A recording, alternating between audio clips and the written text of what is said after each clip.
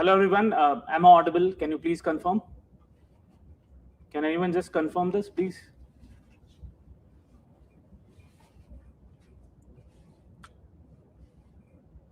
Am I audible? Okay. So a very good evening to all of you. Welcome to this particular session of the UPSC Prelims 2026 Decoded. We'll try to analyze comprehensively the paper and tell you what are the nitty-gritties of the paper in comparison to the previous years. My name is Aditya, and with me I have Ritan sir. So we'll be decoding the paper. And before I begin, I just want to ask that what is your first reaction as far as the paper is concerned? Or how many questions you attempted? And specifically, we would want this session to be very interactive in nature. So we would request the students to please drop your comments in the comment box so that we'll also get a good idea with respect to the number of questions you guys have attempted.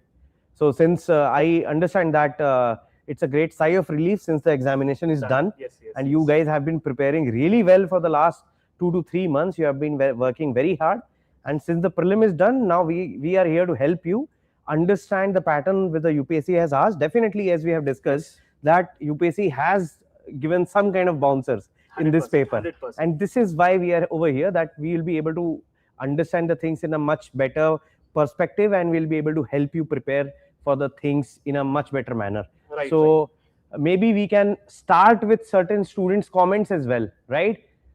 Please comment in the comment box that how many questions you guys have attempted. It would be really nice if you let us know the number of questions which you have attempted and what, according to you, was the level of the paper.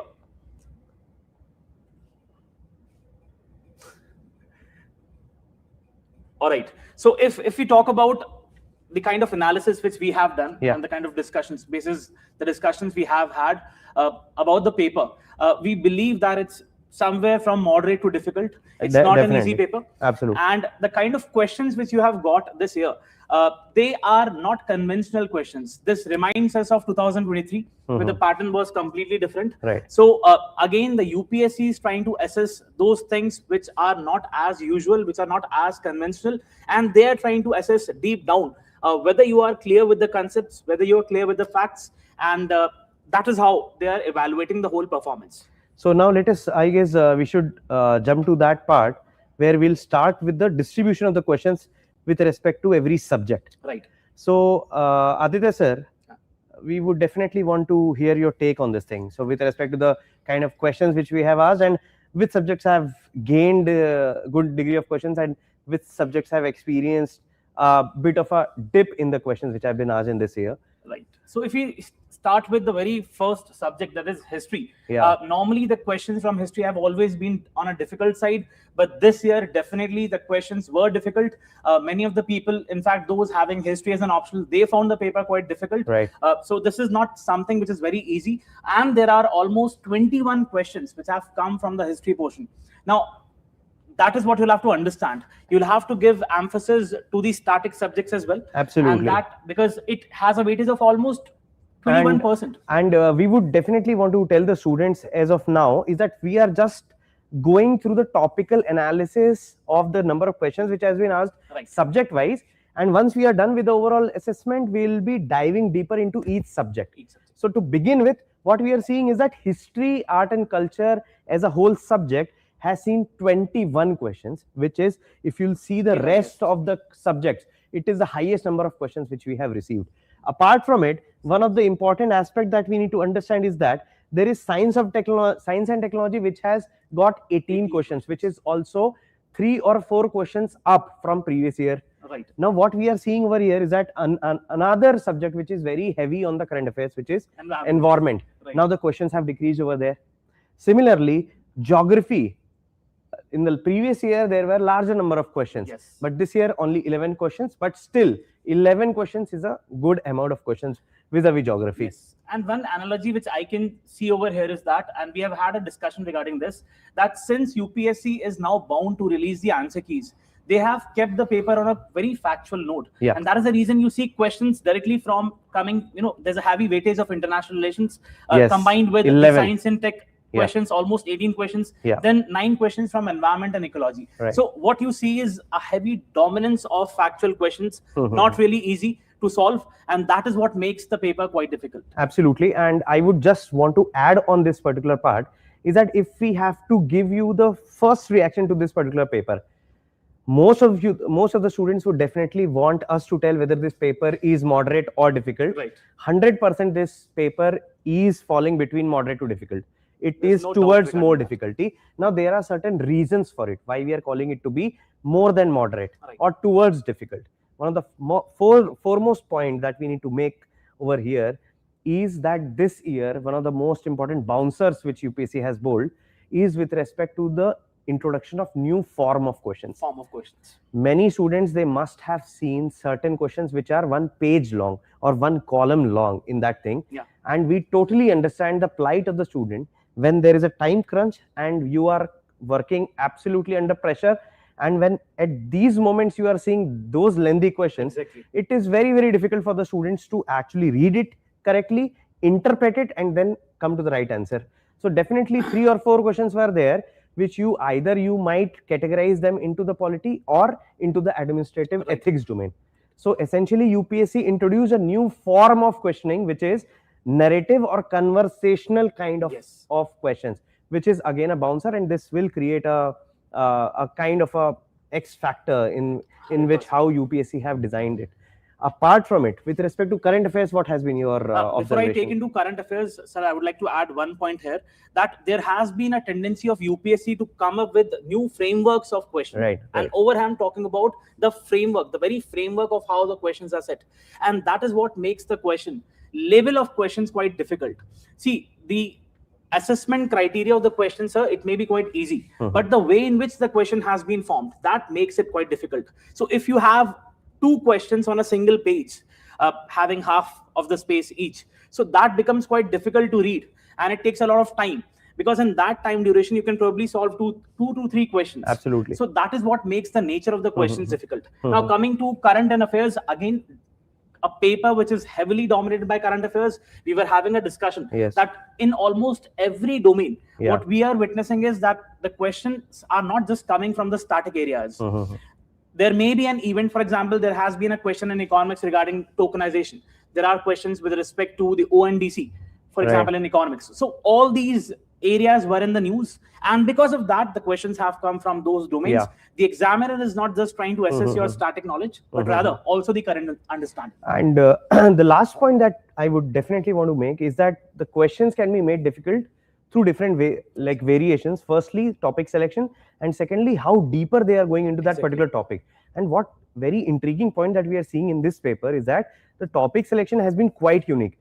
Of course, repetitive themes have been there across the subjects. For example, although history has 21 questions, history definitely has questions from repeated themes like Indus Valley Civilization, Buddhism, Jainism, Stupa architecture. But there are certain questions with respect to historiography. This year, UPSC has gone into the evidence through which we are trying to know about the spread of agriculture in the Indian subcontinent. So through these things, UPSC has created much more difficult questions, so as to say. And so 100% students must have found it difficult. Yes. That would also add this part of this confusion regarding the selection of sources, because if you look at the history questions, they are spread across multiple books and sources. But the good part is that most of it has been covered in the yellow book. So definitely, what I'm trying to say is that over here, the selection of sources also plays a very, very important role, because if you look at the number of questions, 21 questions from the domain of history, this is not something which is quite easy. It's quite difficult. And to take Aditya sir's point of sources ahead, so I would like to show you the way in which we at Vajiram and Ravi prepare the students for the prelim examination, because it is not expected from all the students to read all the sources. For that thing, we are there for you. We are there for you to read the various sources, diverse sources which are there, to read important literature on very important subjects, and then to train the students in such a manner with the help of test series that the students' preparation would be hitting a bull's eye. And for that, what I have done is that this is the question which has been asked in this year, and this is the same question which has been asked in Power Up Prelims Test Series. Same question has been asked on AI Impact Summit. Same question we have asked in Power of Prelims Test Series, including camp as well. Similarly, can you see the question over here? Which of the following items of defense hardware is or are manufactured in India? Question is asked in Prelims 2026. Same question in Match the Column we have asked in Power Up. Similarly, there are more and more questions, but we have tried to come up with certain points so that we can show you that how we at Vajiram and Ravi are actually going through a very comprehensive academic process so as to get you the crux of the matter, so that your preparation is very targeted, very directed. See, one question on through BNSS for 0 FIR, same question had been there for 0 FIR in camp. And I remember I had taken the discussion on 0 FIR, and we have discussed 0 FIR in much more detail in which they have asked this question. Similarly, with respect to the Interpol's notice, silver notice, blue notice, black notice, same verbatim, same question has been asked in Power of Prelims Test Series. Apart from it, similarly, with respect to certification of Airy Silk, same thing has been asked over here as well. So these are the things that we need to understand, that many other questions are there. For example, open network for digital commerce. This question has come in economics this year. Same thing we have asked in camp as well. Similarly, with respect to crowding out crowd effect in economics, again same thing question has been asked in Power of Prelims Test Series as well. So this is what we just wanted to show you, that how targeted, strategic and directed preparation can take you ahead in this race of UPSC prelims examination. So what can I also add over here is that we have tried to maintain that gold standard in the UPSC industry. Vajiram and Ravi has been providing all the sources through various programs and products, and you can see the reflections in the various test series we had, including the Power Up or the camp. Right. So now let's jump to the questions, and we'll first talk about polity. Yeah, we will now we'll go deeper into the subjects, and we'll try to see what kind of questions has been framed for this year's UPSC CSE prelim. And we'll try to start with polity, then we'll go to the economics, and then so on and so forth. And for every subject, we'll try to see that what has remained the same, what has come as a unique marker in this examination, what is the degree of correlation of current affairs scenarios, what are the important trap points which the UPSC has created. So these are the important things that we will be discussing for the polity first, and then we'll be taking it ahead for the other subjects as well. Now in the set D as a sample which we have taken, now in the set D, the polity starts from question number 76, it goes on till question number 88. Of course, this session is not for discussing the questions, coming to the right answers. This seminar is not for providing you effective cutoff. We are not going to anticipate or provide any kind of that kind of information. The primary motivation for us to assemble over here and the other subject matters as well is that to decipher how UPSC is thinking while formulating the questions, and secondly, what we can actually tell the students that how they can think with respect to how the UPSC is thinking. And looking at the kind of questions which are coming in the examination, what should be your mindset as far as dealing with those questions is concerned. So as we are talking about this particular question, you can see the length of the question stretches to almost the full paper. And that is what makes the question quite difficult. Right. It may be an easy question in its overall understanding, but you will have to give it enough time. And that is going to consume a lot of, you'll basically have these opportunity cost, because this you can devote to other questions also. So the amount of time which you are devoting to a particular question, that enhances a lot. And that is what makes the question quite difficult. And this is for the very first time that we are also witnessing the integration of public administration in the prelims part. So over here, it's not just about your knowledge of facts. Definitely the paper is dominated by the facts, but it's also about what is your analytical understanding. We have ethics as GS4 in the mains, but over here we are also assessing whether as an aspiring civil servant you are fit to join the services or not, whether you understand the nitty-gritties of the administration, right? Right. So essentially question number 76, 77, 78, what UPSC has done, and this UPSC has done it for the first time, that they have asked questions in a case study format or in a conversational format, where a proper case study has been given and certain things which are expected from the protagonist who has been given in this question, that how they would behave. And the same thing was expected from you as well, that what option will you take. So similarly, for example, this question, of course, this case study deals with an officer who is overseeing a critical vaccination program, and there were certain problems or issues which are going on with respect to the administration of it. So which value did that person should evoke? So the answer was quite clear to be is in a way accountability. Now similar kind of this question, for example 77, this question deals with the concept of conflict resolution. Now whenever you are going to read basic political material or literature of polity, Indian polity, this topic of conflict resolution you will not get. Now we can tell you to read second Administrative Reform Commission's report on conflict resolution, but of course that you are not going to do that to read for the prelims. And this is where UPSC has played you, tricked you. And that is a bouncer kind of thing. That's a bouncer. But the point is that this question looks very bulky if you'll see this over here. But even if you will try to apply your common sense, basic logic, how would an educated person would behave under such situation, you will be able to get to the answer. Because one very important thing that they have done over here is that they have provided the code in an easy manner. They have provided the code in a very easy manner, because if you read the second statement, the government should move ahead with the project without delay to address urban health concerns which outweigh the sentiment of small group.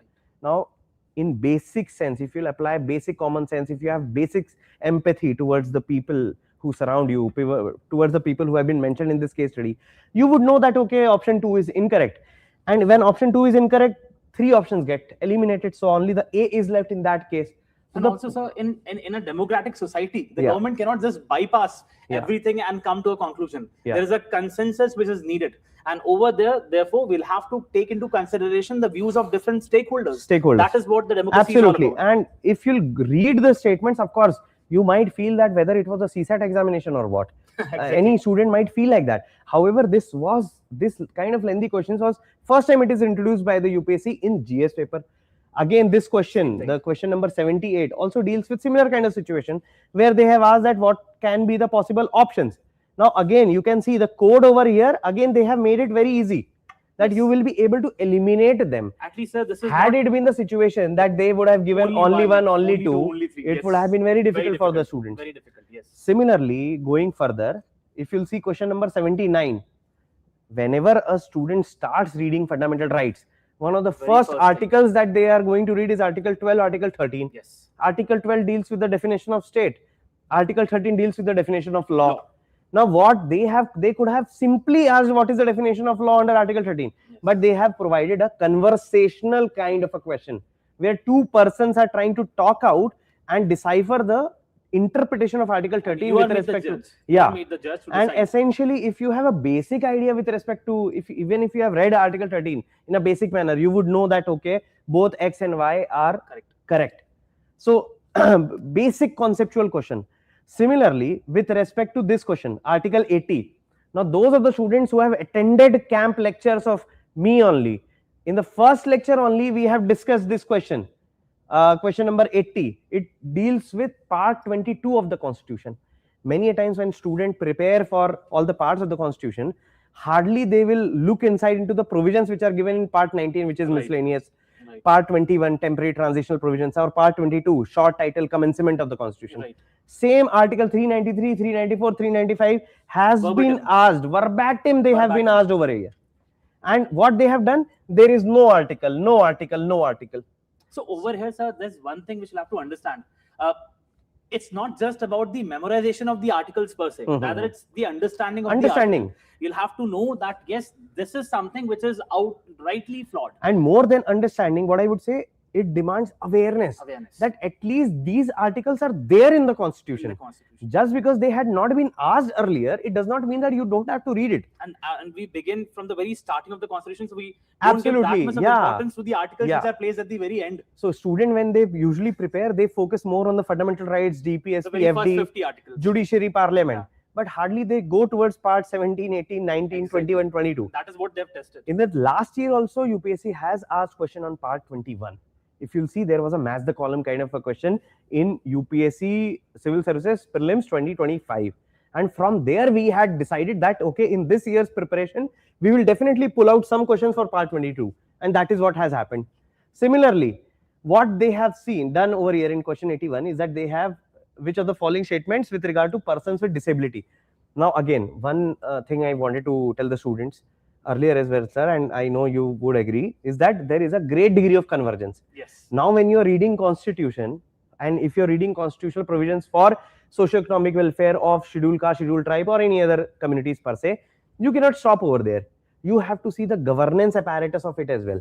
That what kind of institutions which the government has institutionalized so as to provide for the facilitation of some any kind of socio-economic welfare activities. One thing, sir, which I feel is that whenever we are preparing for the prelims, we have a very narrow outlook. What you'll have to understand is, if you look at the nature of the questions, it's something which is quite broad. You'll have to prepare for the prelims in the same manner as you're preparing for the mains. Absolutely. Because if you don't incorporate those parts of socio-economic justice or institutions and their mandate, what is the very objective? So things are going to be very difficult. Look at this particular question, Rights of Persons with Disabilities Act. Again, this is a question which seems quite easy, but it is not. Yeah. It is not, because over here the examiner, I guess, he has played with the words.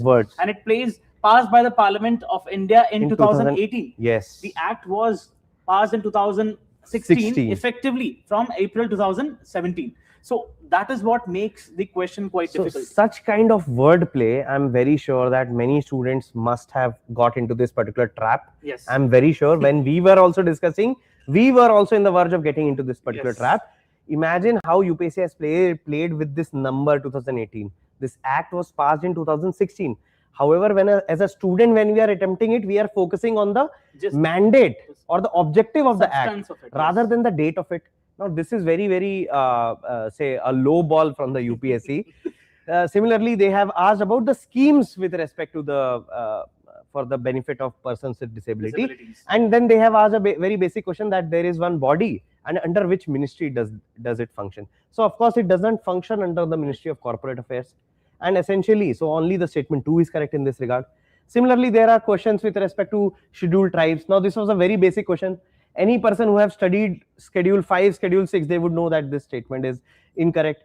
This statement, for example, it might come up as very, very tricky. For example, some tribes of India are entitled to exemption for paying income tax on certain incomes. Yes. So when you read these words, certain incomes, it feels like, okay, so there is a trap. But essentially, this point is correct, and this point is also correct. And so, when we apply some educated guesses, it says some tribes of India. Some tribes of India. It is not pinpointing to all the tribes. And it also talks about from paying that on certain incomes. So again, it is not including all the aspects of the income. So definitely, this can be a correct statement. Definitely.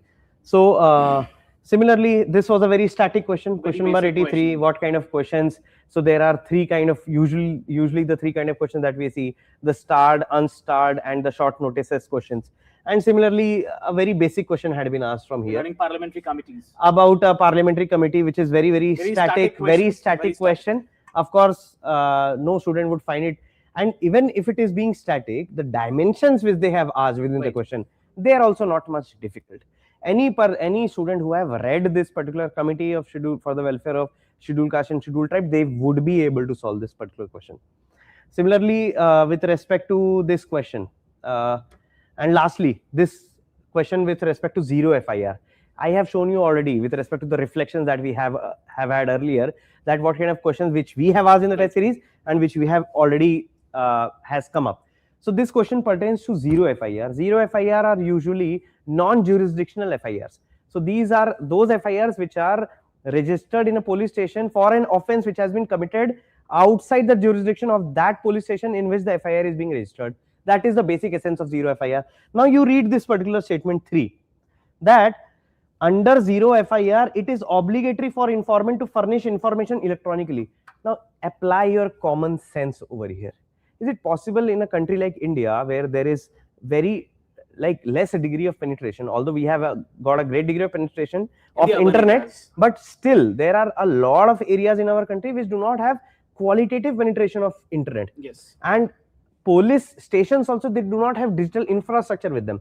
Under such situation, how can you expect them to furnish all the information electronically? So in this case also, common sense would have made you in a way much more easier manner. And secondly, it dealt with the concept as well, that zero FIR or FIR has to be registered for a cognizable offense. Yes. Those of you who have attended our lectures, they know it entirely. We have dealt it in quite depth. And similarly, the repetition of last questions.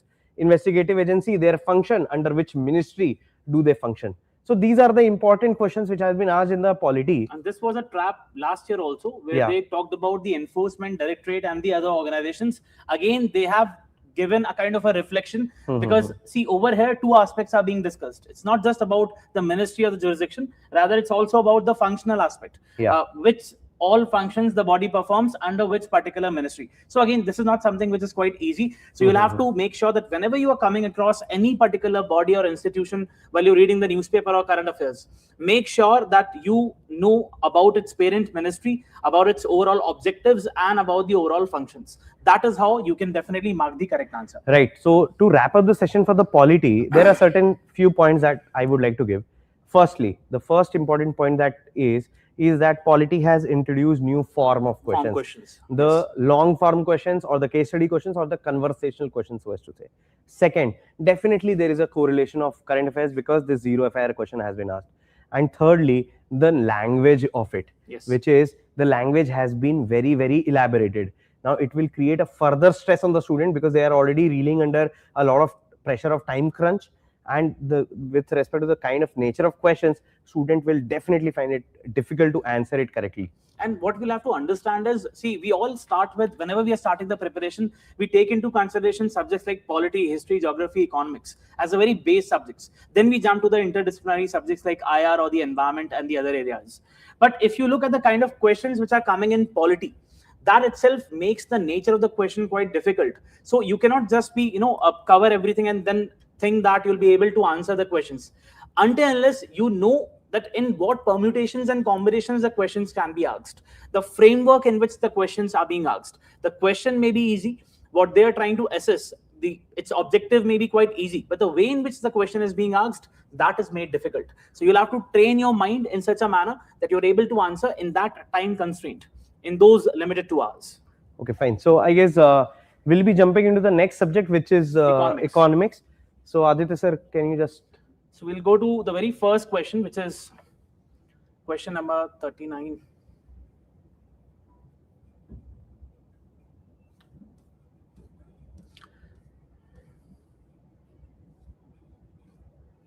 All right, so we have quite many questions, almost 12, 13 questions from the economy domain. And what we'll have to understand is that similar to polity, what the kind of summary we have got, if you have looked at the paper, that questions in the economy, they are not on a conventional side.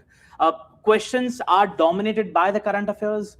Questions in the economy have a kind of an interdisciplinary tinge, where you are looking at the infusion of technology, where you are looking at the infusion of digitization in the questions which are asked in the domain of economics. So that is how it makes the nature of the question quite unconventional. I'm not using the word difficult, but the nature of the questions in a subject like economy, it is also quite unconventional.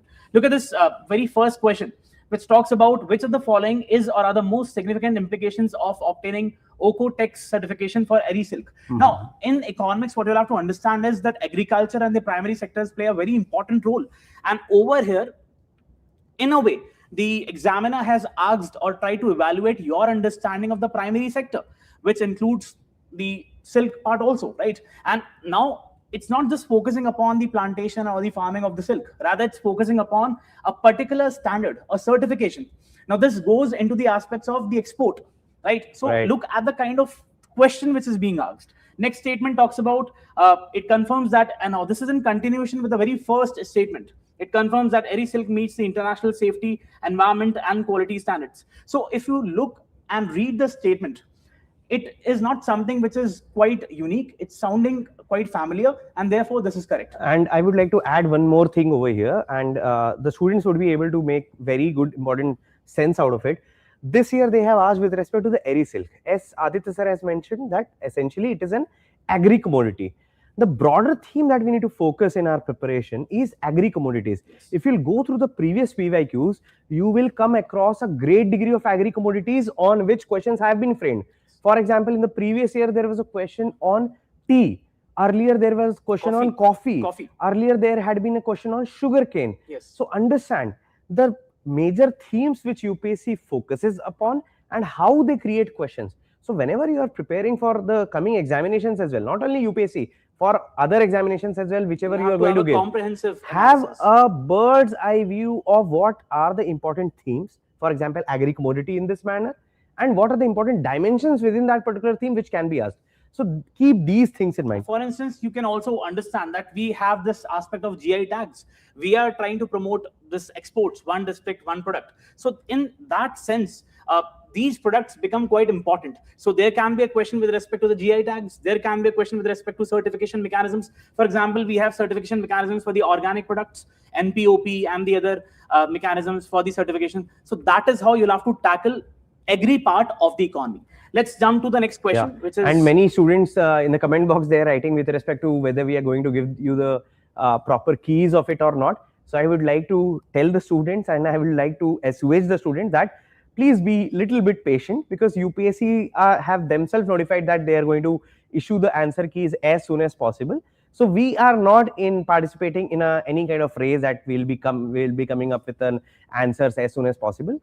This session, it is left to the UPSC to come up with its own answer sheets. Those people who are delving into the answer sheets, probably we are not going to that part, because over here we would like to keep the discussion limited to the analysis part, limited to what your take is. As I said as Sir said in the beginning, that we would like to know from your end, and then we'd like to give you an input of what kind of paper this was and how you can compare it with the previous years and what you should keep in mind for the coming years, right? Sure. Now, if you look at the question number 52, again a bouncer. It's not an easy question. It talks about the e-commerce revenue model. Now, if you look at the kind of options, drop shipping, affiliate revenue model, transaction fee revenue model, agency revenue model, these are the things which rarely come in the newspaper. It's not an easy question, because see, whenever we talk about the FDI or whenever we talk about the e-commerce, many often talk about the market model or the inventory based model, but over here it's completely different. The answer to this question is drop shipping. But again, if you look at the other options, they are not easy to understand, and that is where you'll have to also, and this is a question which has come many times, that should we give importance to the business page of the Hindu? Yes, you should, because definitely there can be some words, and these words have come in the newspaper in the business section, especially once we talk about the business part. Right. Look at the next question, which talks about which of the following correctly represents the financial inclusion index. Now, see, as constitution is to polity, Reserve Bank is to economics. There have been questions again and again from the very mandate of Reserve Bank of India, its functionalities, what Reserve Bank does as a lender of last resort, as something which controls the overall payment systems in the country. So over here again, so there has been a question with respect to an index. Now, this is a repetitive thing. This is not something which is quite unique. But again, the question is trying to assess that whether you know about the nitty-gritties of the index or not, whether you are familiar with the sub-indices. So over just mugging up the information will not help. You'll have to understand that we have the excess, usage, and quality as a sub-indices. It has a weightage of 35%, 45%, and 20%. So that is what makes the nature of the question quite comprehensive, right? Looking at the next question, we have 54th question, which talks about, now this was in the news again and again. Which of the following best describes the open network for digital commerce? We already know that there is a dominance of the big players in the market, the multinational companies. So in order to have a platform where the small players are also given an equitable opportunity, we have come up with the open network for digital commerce. Again, the question is easy. If you have read about this, definitely you can mark the correct answer. Look at the 55th question, talks about, again, if you look, see the digital aspect in the ONDC. Again, we have the financial inclusion index, some part of digital aspect, right? And again, there is a reflection of the next aspect in this question, which is the UPI and the digital rupee, digital currency. So over here, it's asking which is not the correct statement. If you read all these statements, for example, the very first, it's a real-time payment system. Digital rupee is akin to the sovereign paper currency, absolutely correct. In the UPI settlement for the end users happen instantly, yes. And in the digital rupee, what we have is a kind of a wallet where the transfer takes place from one wallet to the other wallet. If you read the last statement, in both the cases, UPI and digital rupee, the liability lies with the users. Once we talk about the UPI, the liability lies with the commercial banks. But once we talk about the digital rupee, the liability lies with the Reserve Bank of India. So that is how the examiner has tried to confuse you. Right. Again, we have the next question which talks about the real world assets. Again, the aspect of digitization. So you can see how much important technology has become. And these are all the areas which were there in the technology part. Absolutely. And over here, what we are trying to emphasize is that the nature of the question is interdisciplinary. If we talk about the tokenization, what you'll have to understand is that you are converting the real world assets into tokens. And those tokens can have fractional ownership. So it increases the liquidity, it increases the ownership of that particular product. So again, quite easy question, not very difficult. Looking at the next question. Now, this is the integration of environment with the economy part. A bond whose proceeds are used only to finance or refinance a combination of both environmental and social projects. Now, this is very easy to answer. Why? Because it's taking into consideration environment and social projects. Green bond is there, social bond is there, but sustainability bond is a bigger, larger theme, which includes the social bonds and the green bonds. So again, quite easy questions. Looking at the next question, we have M1 exchange. Now, MSME has always been in the news. Primarily, once we talk about the access to the credit, this has been, now this is an area which is quite important for the mains, right? But they have in a way asked in the prelims. Once we talk about the RBI's platform, we have the TRADES platform, trade receivables, e-discounting system. M1 exchange is one of the RBI approved TRADES platform, which helps the MSMEs access the working capital, the short-term working capital requirement, because otherwise it takes a lot of time for them to get the payment. So over here, the answer is very simple. M1 exchange facilitates discounting of the invoices. Coming out to the next question, it's 59, sir. Crowding out effect. Yeah. Definitely, it was covered in the test series many times. And very simple question. Very simple question, right? So we have REs, and then we have, crowdfunding. Now, crowdfunding is something which has been in the news. There have been people, primarily for the donation purposes or philanthropic purposes, we have been using crowdfunding.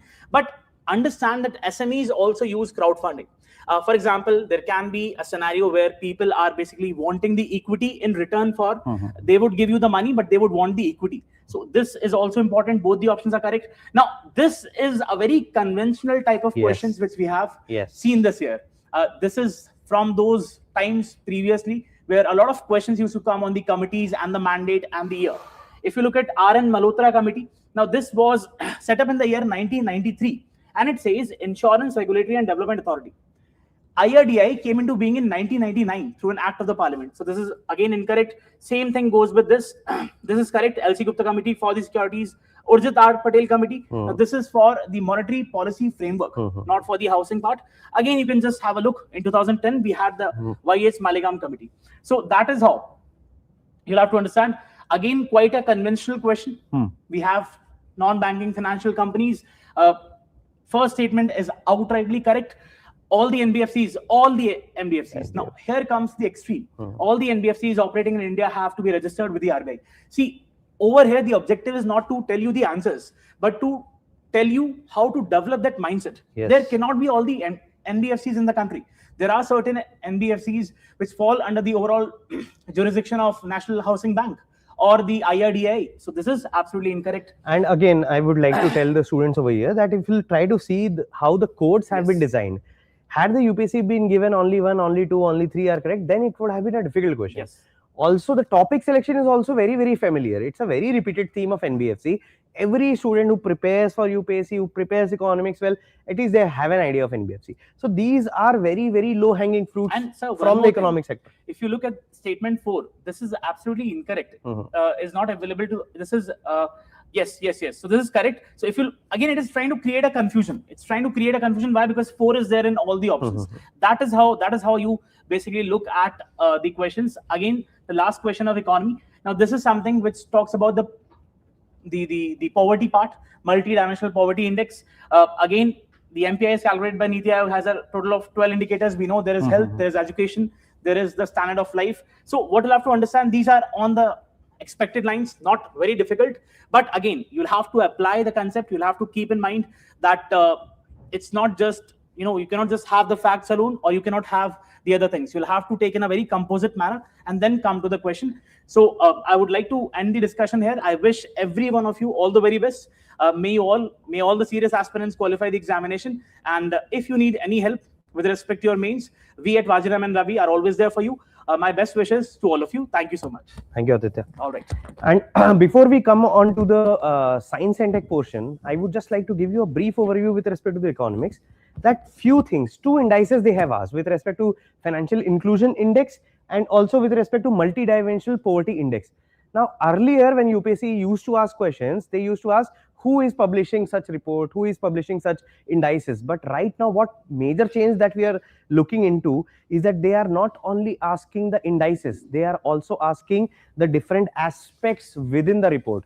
Who is creating it? Under what parameters they are trying to issue it? So the message is very clear by the UPSC that if students are preparing, they have to prepare in depth, or else you will not be able to solve this particular question. Now, to go ahead with the science and tech portion, I would definitely want to call Abhinav sir to come at the stage, and we'll try to begin with the discussion for science and technology. Hello, Abhinav sir. Thank you so much, Ritan sir, for calling me over here, and a very good evening to all the students over here.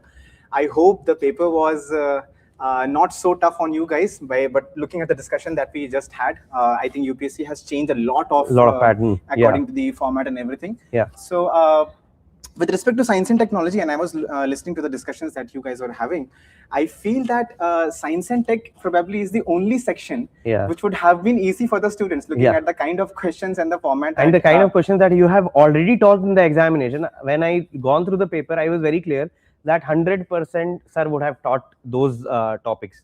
So sir, few things I wanted to ask with respect to science and tech. So how do you see the overall portion of the science and tech vis-a-vis current affairs?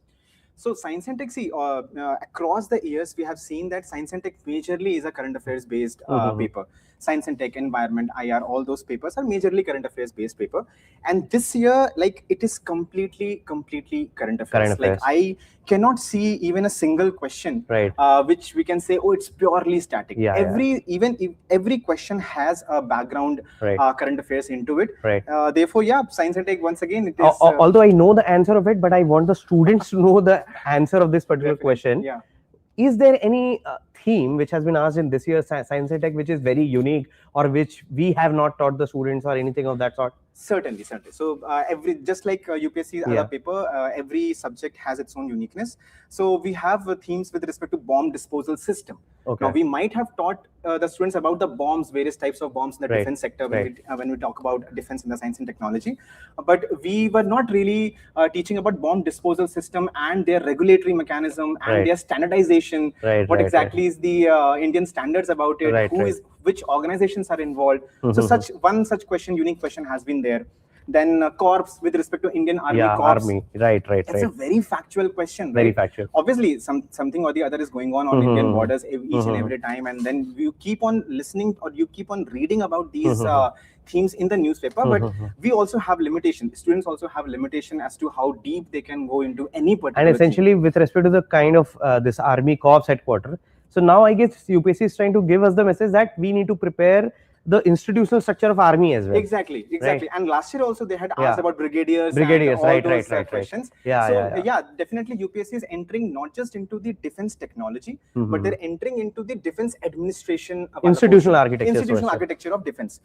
Because again, a lot of wars and everything is going on in the world, so defense and security becomes a very important theme for this year as well. Okay, sir. So shall we start with the science and tech portions? Yeah, definitely. So we'll start with the first question, which is, so science and tech has fairly scattered question from question number 44 to question number 98. So I'll just take the students through multiple questions that we have from science and technology. The first question which I'm going to deal with is question number 44. Yeah, I think it's over here. 44. Yes, this is the question. So again, as I have told you, science and technology, if I give you an overall broad understanding about science and technology, pardon me students, but I would say that science and technology was fairly on a easier, like I would say easy to moderate side. Now, why I'm saying this, because when we compare science and technology, we compare it from it is one of the difficult papers. For the students. Exactly, every year. From that perspective and looking at other paper, I am saying that science and technology was comparatively easier. Moderate, I would say, because obviously it's easier as compared to other subjects. Yeah, exactly. Easier as compared to other subjects and easier as compared to other years as well. Because I would say that the questions were directly on themes. The themes which we saw in the newspapers, the themes which we taught in the Smart Current Affairs program as well. So science and technology, one difference which I can definitely tell and which makes the paper difficult also is that earlier the statements were very simple. Like they will ask very simple one-liner statements, conceptual, factual statements like that. This year, even the science and technology paper, and just like other papers, it's more on a conceptual side. They're asking about, the application, the exact application of technology. All those concepts are coming. No throwaway statements or those extreme statements. Yeah, exactly. You have to apply your mind. But if you apply your mind, the questions were not that difficult. That is the understanding about science and technology. So if you look at the first question, this is Dhruv 64. The major theme of this particular question is semiconductors. Now we understand the importance of semiconductor in the present day industry, in all the electronics industry, everywhere semiconductors is being used. And that is the question, the first question, which talks about the indigenous microprocessor which India has developed for its own. So this is a fairly direct and factual question. I think we covered this in the CAM discussions as well. So I guess for this particular question, those who have studied this, it was a fairly easy question, right? Then second question is question number 45. Now this particular question, now this is the question I was talking standardization about, the bomb disposal system. Now we can talk about bombs, we can talk about those technological aspects, but yes, this bomb disposal system was a slightly unique question. Now this shows that they are entering into the regulatory mechanisms as well with respect to the defense sector. So defense administration, defense technology, of course, we have been looking at it. Law and regulation. Right. So it's more about defense technology than law and regulation, these kind of things. Okay, so this is something, a new area, wherein we will also definitely focus from the next year. But yes, this is something which is new for the students. Now, one thing which I'll very closely tell you. Now, first statement and second statement. Right, second statement is completely very easy. You can definitely address this is definitely a right answer. But if you look at the third statement, how UPSC has created the trap over here. Now, with respect to defense bomb disposal system, they're talking about a new standard, which is the Indian standards. And they're saying that India is developing this particular standard, DRDO is developing this particular thing along with the Russian Institute, right? This is where the trap lies. Now, this is a completely indigenous system. So if we simply knew this particular fact, this is an indigenous system or indigenous standard, we could have easily eliminated this particular statement. So, but yeah, this was not that easy, I would say, during the examination conditions. The next question is question number 46. Now, this is a very, I would say, this is one question wherein they have asked question in a very unique manner. Right. So, majority theme, I'll tell you about the question. This is about the quantum technology, the Nobel Prize in Physics in 2025. Fine. But what are they asking? They're asking about who has got the Nobel Prize. And tell me that person who is born in UK. But teaching in America. Yeah, teaching in America. That's what I felt. This question is very unique in that case. Exactly. Now, if you look at option number A and C, now this is something which was taught in the classes also when we were discussing about the Nobel Prize. I told them, yes, these are the names you have to remember of this particular person, but probably UPSC will not ask the names because that is something in that. Very factual. Yeah, exactly. Now, what they have done. The first option A and option C, both are the recipient of Nobel Prize of 2025. Right. This person lives in France. This person is from UK, or he was born in France. This person is from UK. That is the kind of detailing which UPSC has done. Actually, UPSC has asked, you should understand from which country this particular scientist is born. So this is something which is, I would say, this is too harsh for the students. It's very harsh. Even if so, had you been a student, so would you attempted it? Definitely no. I would have been confused between A and C because both. I would have known the answers. These two are the people. But I would not have known that one is born in UK and the other one is born in France. Absolutely. Maybe if I would have known, I would not have. The stakes are quite high for the students. Right. So this is something which is very harsh question. Only one question I would say, one among the three questions which is harsh. Okay. Let's move on to the next question, which is question number 46. 46 we have seen. So next is 51. One more question is there, 48. Again, we have talked about semiconductors. This another question, again, same theme on the same theme. Same theme on semiconductors, but look at this, what they have industrial asked. Side. They have asked which industry or which particular company is established in which particular state. Now, these are the names which I have told my students. Okay, you have to remember these names. Probably for the mains examination, not specifically for the prelims examination. But remembering the each and every state is a difficult process. Yes. Like how can you remember for the prelims in those 2 hours to recall, okay, which particular industry was in which particular state? That is something where they're creating the difficulty. So it's a very factual question. So they have made the question difficult by creating it more and more factual. Next is question 51. If we talk about 51st question, yeah. Now this is again a fairly important theme, the blockchain technology. The government is coming up with the national blockchain framework as well. So based on that particular thing, obviously the blockchain question had to come, and it was pretty comfortably covered in the class also.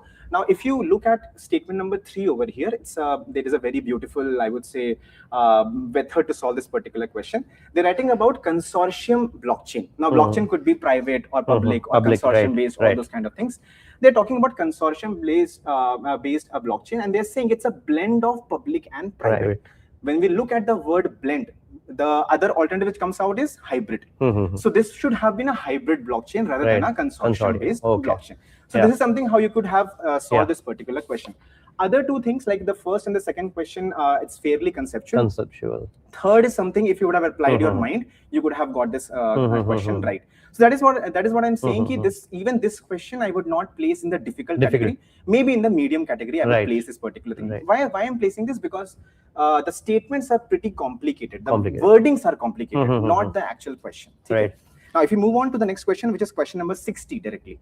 Now we have the question number 60, which is I think this is 60. Yeah, 60. 60. Okay. The question is on rare earth elements, the critical minerals and everything. And now this is again a very well-known concept for this particular year. Semiconductors. And it had been in the news for long. It has been in the news, and it will be in the news for the next, coming years as well. coming decade itself. So, but then fairly, I would say, easy question. This is something which everyone knew. The government has launched a national critical mission. This is also something which I think majority of the students would be knowing. That China definitely has a huge stakes in the mining, but it is saying it is followed by India. So India, we understand it's still catching up with the world in terms of critical energy, so critical minerals. So definitely this statement can be eliminated.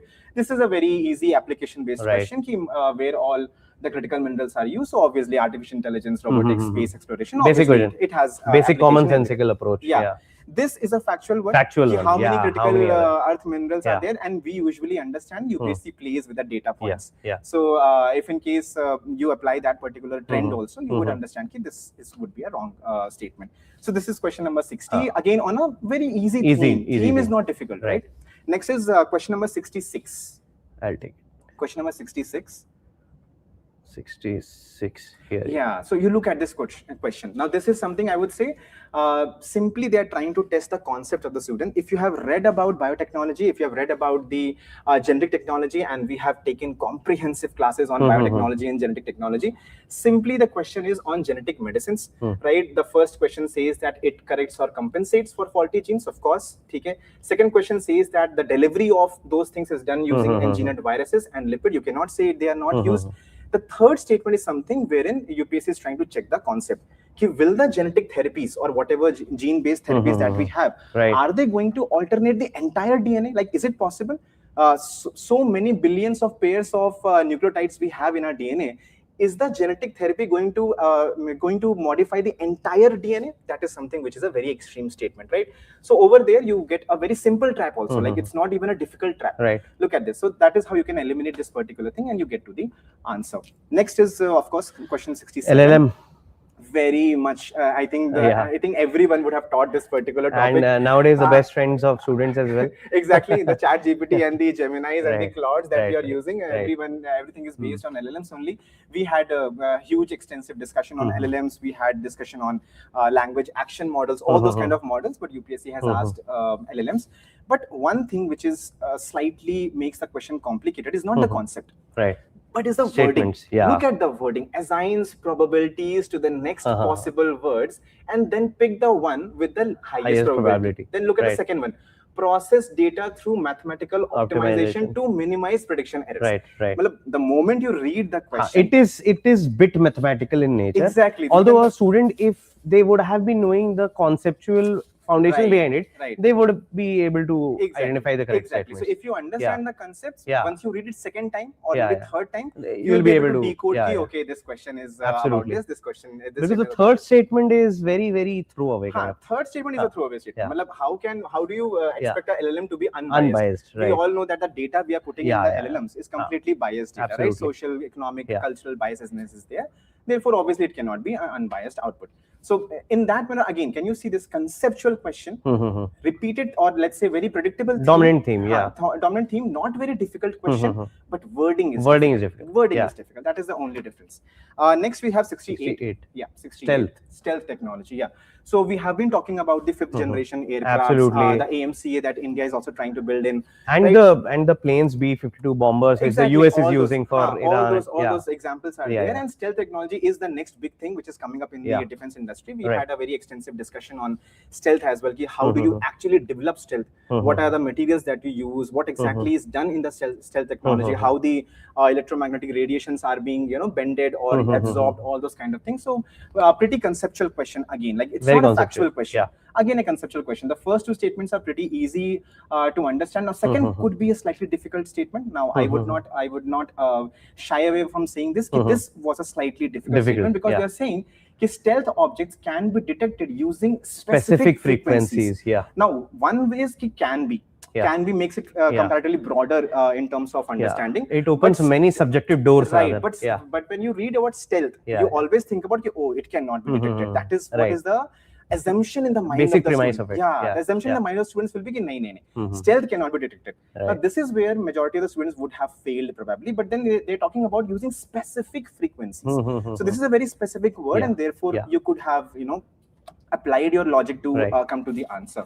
Again, the third statement is a pretty conceptual statement, very, very conceptual statement. Now, if you read the statement, it says that stealth objects are coated with metamaterials, which is fine, to increase the scattering of electromagnetic radiation. Now, any person who understands stealth, do you really want the electromagnetic radiation to increase the scattering?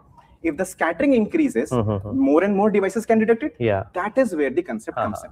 So student might also think that such material should absorb the radiation. It should absorb, which is mentioned over here, absorbing materials, or it should bend in the other direction so that the radars cannot catch it. Absolutely. Increase the scattering is something which, if you can catch this particular phrase, easily you can eliminate. But again, the conceptual question. So this is the beauty of this examination. Science and tech has become conceptual. So it's not very, very factual. 2-3 questions I would say factual questions are there. It's fine. You are not supposed to solve all 100 questions in the examination. Absolutely. Right? Now, the next question is on black boxes. Again, the Air India mishap which had happened. We had discussed about that also. And the black box technology was comparatively in news as well. So now, understand this particular thing. In the first question, how they're creating a trap. Look at this. They carry a beacon emitting red light pulses to facilitate underwater detection. Now, just one conceptual understanding, if in case you have, that traveling light inside the water is a difficult process. So therefore, they use sound waves rather than light waves. That is the conceptual understanding over here. But looking at the first statement, it looks a very attractive statement, isn't it? It looks like higher, probably there is a red light. When you go inside, the red light which is emitting. And you can see this, and then you can pick up the black box. So that is where the conceptual understanding. Again, it's a conceptual question, not a factual question. Then the modern day black boxes do have both the voices and the flight data. And over here, it's a simple statement. They are made up of stainless steel or titanium. It's a very simple statement. Next, one of the easiest state questions of this particular examination. This is on green hydrogen, a theme which has been going on, I would say, for the past 3-4 years continuously. We had discussed more complex things about green hydrogen in the class, but fortunately, I had discussed about the aims of green hydrogen as well. Now, if you look at the statement number 1 and 2, they are contradictory to each other. Like the first statement says that green hydrogen is a decarbonized hydrogen. That means a hydrogen which is coming from a carbon source, but you are decarbonizing it. Let's say using the carbon capture storage. This is basically blue hydrogen, not green hydrogen, right? So if you know this, if this is wrong, this is right. If this is right, this is wrong. Like that. Okay. It's both of them mutually exclusive rather. Both are mutually exclusive. The second statement obviously is right, that they're talking about the electrolysis of water. This is the right statement, and this is one of the government's initiative, very basic aim of the green hydrogen mission, that you want to reduce the greenhouse gases emission by 50 million metric tons. So comparatively easy question. Then maybe next we is can. Okay, we can have to question 72 first. So this is on drone swarms. Again, the theme is very predictable. Very famous. War is going on all across Russia, Ukraine, Israel, everywhere, and everywhere we are using drone swarms. Even Pakistan used during the Operation Sindoor as well. So again, a very predictable theme, and even the question is not that difficult to solve. Like they are not asking very deep into drone swarms. If you look at the second statement, they're saying this: individual drones in the swarm can communicate. Now, obviously, you will not say that none of the drones cannot communicate between each other. Obviously, they can communicate. Then GPS spoofing direct topic is something that we took in the class also. Obviously, GPS spoofing can be used to counter these kind of swarms. And the first statement, maybe this is something where students might have gotten confused. They use terahertz band of frequency. This is something which probably could be confusing for the students. But in general, I would say the theme was not that difficult. Though I would place this in a moderate to difficult category only. During the examination condition, obviously, it's difficult to do that. The next is the question number 71. From the space sector. From the space sector. Fairly, I would say the theme is easy, but definitely this is a difficult question in the sense that the statements which are present over here are not that easy. They are factual. Now, I'll tell you the trap which UPSC played over here. Now, this is the first statement which is comparatively easy to solve because in space is this particular, which is used for participation of the private entities. The second question is, second statement is comparatively well-known current affairs. Now, this is something which is well-known current affairs. Agni Cool did create the 3D printed rocket engine. But look at the third statement. They're saying that Skyroot Aerospace has developed liquid fuel for GSLV. Okay. Now over here, the assumption could be maybe Skyroot Aerospace, because now there is private sector participation in the Indian space industry as well. So they can, the students might assume, oh, maybe Skyroot Aerospace has developed some level of liquid fuel for GSLV. That is wrong, because GSLV obviously will be developed completely by ISRO itself. Absolutely. But why they have placed this statement? Now, this is something you understand how UPSC is creating the questions. Skyroot has created liquid fuel, but for its own space mission. So Raman engine is there, which is creating, which is a liquid-based engine. So Skyroot has created that particular engine, but it is not for GSLV. It is for its own space. So, sir, can we say that earlier when we used to prepare the space sector, we usually used to focus on the initiatives of ISRO and NASA, or maybe the European Space Agency, but right now a lot of private sector infusion is also happening in India's space sector. So maybe UPSC is messaging us that students should be aware of the important initiatives which has been taken by private sector firms in India's space sector. So after the India space policy of 2023, the space participation has certainly increased. So right now we'll have to read both. What ISRO is doing and what the private sector firms are doing. Definitely. And this is a definite inflection point for that. Definitely. So this shows that even in the mains examination, I would say, this is a clear indication a question can similar come. Kind of question can come. What is the role of private sector in the or what are the challenges or what the government should be doing. Absolutely. Next question is Genome India project. Now, very, very popular theme. We have taken this particular thing in great depth in the classes also. I hope the students would remember that. And even the question what they have asked is very simple. Directly, they have picked up from the Genome India project. The first one is fairly understandable because this is an indigenous project. So obviously, it cannot be part of the Human Genome Project. It's a very old project. The second, of course, Department of Biotechnology. And the primary aim is to develop the catalog for it. So it's a very easy question for this particular year. Again, quantum mission. Among the emerging technologies, quantum mission, AI, all those topics were there. And quantum mission, again, we had taken in the class. Again, if you look at this particular question, 2 statements and direct statements from the quantum mission. No confusion, no traps, no complication, nothing like that. So a low-hanging fruit of exactly, a low-hanging fruit. You simply had to remember the 5 aims that we had discussed in the class. Amazing. 2 of them have directly come in the question. That's it. So they're talking about, now the confusion might be for those who have not studied, is India really trying to develop 1,000 physical qubits? That is where the confusion might occur. But yes, that is the aim of this thing. And 4 hubs are also there. Deep Ocean Mission. I would say it's a very like old question. I would say it's not a new mission which they have launched. I don't know why UPSC has asked it after so many years, but that's okay. Again, a simple question. We understand that UPSC usually tries to change the ministries. Whenever they would ask the ministry, they would change it. So over here also, this is the same thing that they have done. Statement number 2 and 3 are comparatively very easy, factual and direct statements from the Deep in Ocean Mission. It's again, I would keep in a moderate to easy category only. Now, if we go to next question, which is question number 85.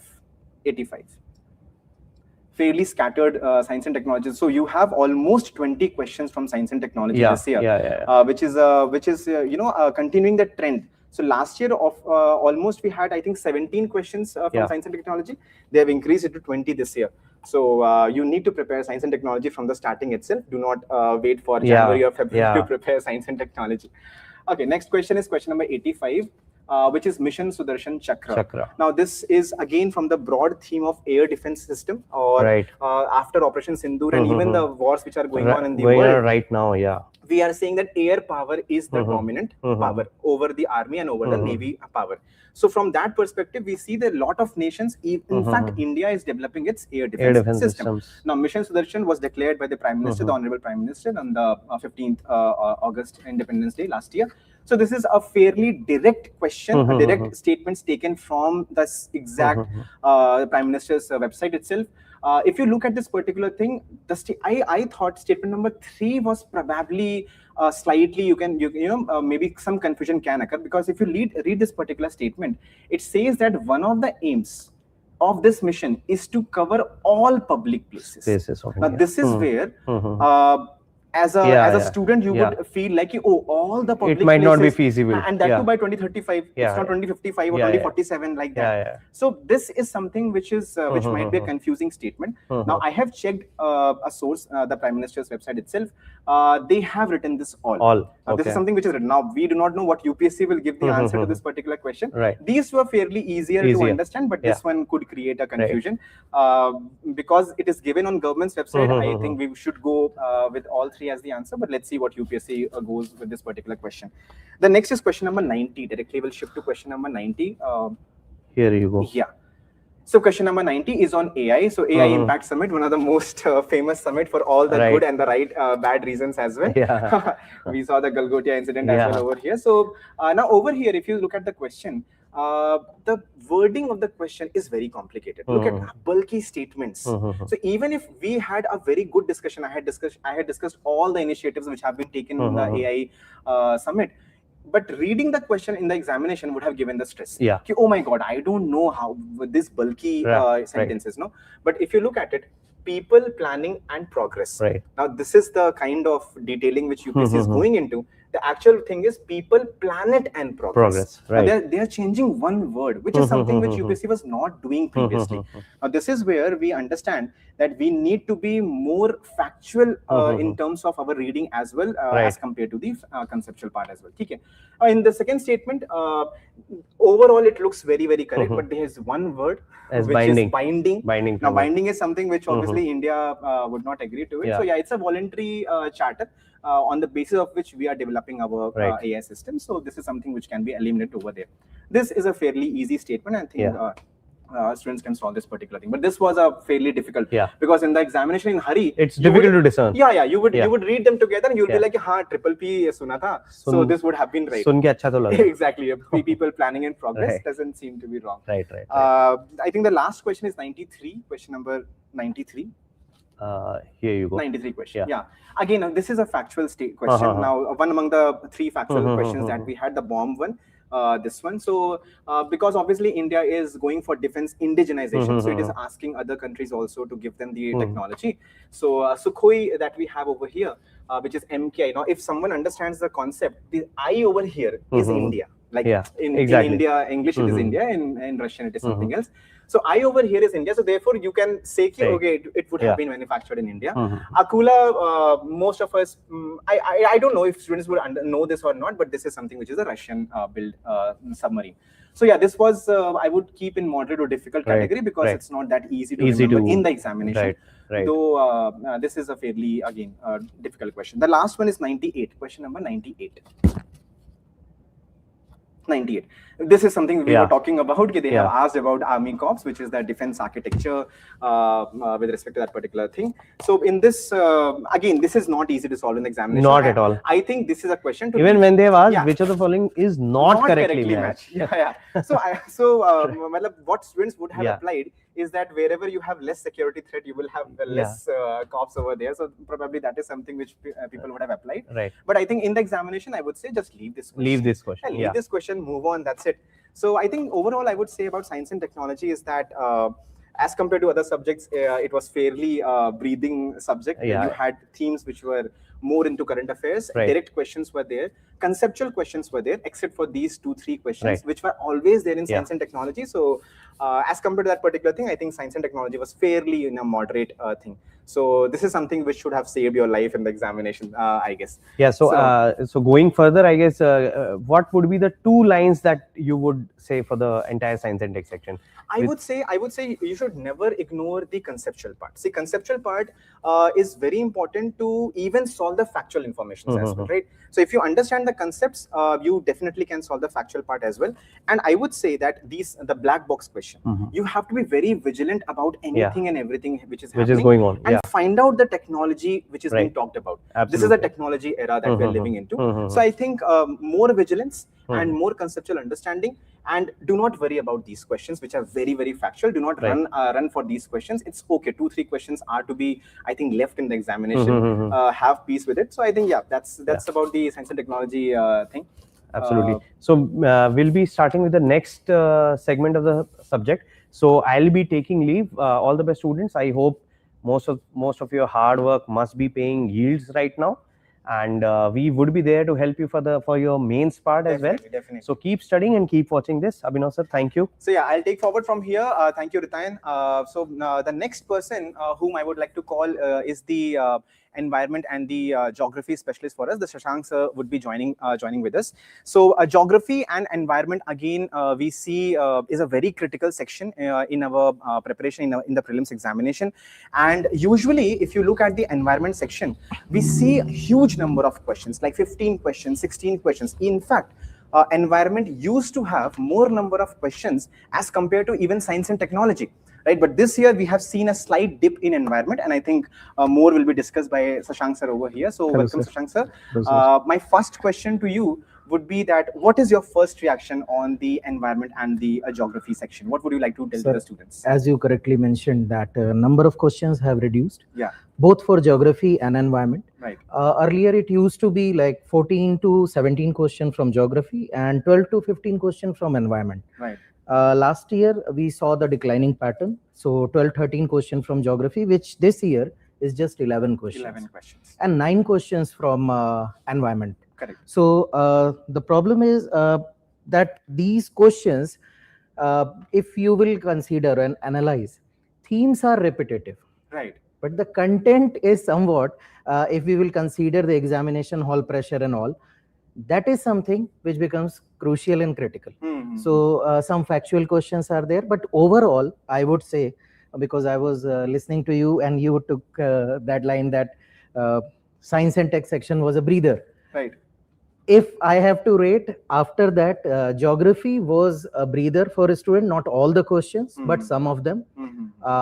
Apart from 4-5 factual questions. And some we expect. You know, yes, it cannot be a cakewalk for all the questions. Yeah, definitely. And same thing is for environment. Correct. So, so I would say that science and tech and environment usually used to be the most difficult part of the paper. Yes, true. Polity, economy, these were geography. In fact, these were comparatively easier. Yes. This year, I think that trend has shifted. Even in our camp discussion, we used to tell that focus on 100%, 90 to 100% accuracy in geography, polity, and all those, and maintain 60-17 environment. And because it was not humanly possible to go through and make all the questions correct in science and technology and environment. But I think this year that trend they have flipped it. Right. So shall we start with the discussion of? You would like to go with the geography first or environment? First, geography. Question number 21. But before that, I would like to sum up few things. Sure. Before taking up the discussion. So as I said, themes were same. Exactly. So places in news dominated the question. Right. Drainage system was there. Physiography, the Deccan Peninsular Plateau was there. Right.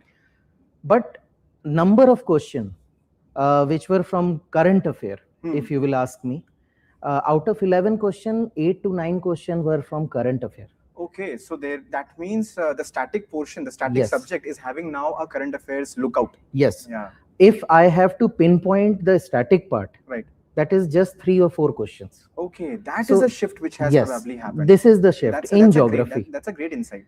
Plus, some questions, they have changed the methodology of asking questions. So earlier, if you can recall, they have given description of any place, global map location, and they have asked which one of the following fits the bill. Correct. This kind of question there. This time they have mentioned the place and they have given 2-3 characteristics. All right. So you need to reverse engineer the. So earlier we used to say कि थोड़ा सा तो question में ही होगा, so you can recall. You can recall. But this time you have to remember all those exact characteristics of the. So that way I will not say it was very easy, but yes. Looking at other subjects, it was manageable. So, so can I just ask you that the questions, can they be solved by using the normal sources that we have? In geography, I think we mostly stick to the NCRTs that we have. For geography, I'll still say that most of the questions are manageable. And as we say that environment, because if you will see a question from Red Plus, initiative has been asked, which is like we generally say cover the current affair for 2-3 years, but still it is something which is back, 2011-13 issue is there. So yes, geography part is still relying on current affairs and static will help you. Environment, as was the scene, that try to maximize your attempt, try to analyze the PYQs, try to cover the basics, and 60-70% accuracy you can achieve. And that is what it is. That is what it is. Sure. So let's begin with the first question. So see this question: Global Geopark by UNESCO in 2025. Right.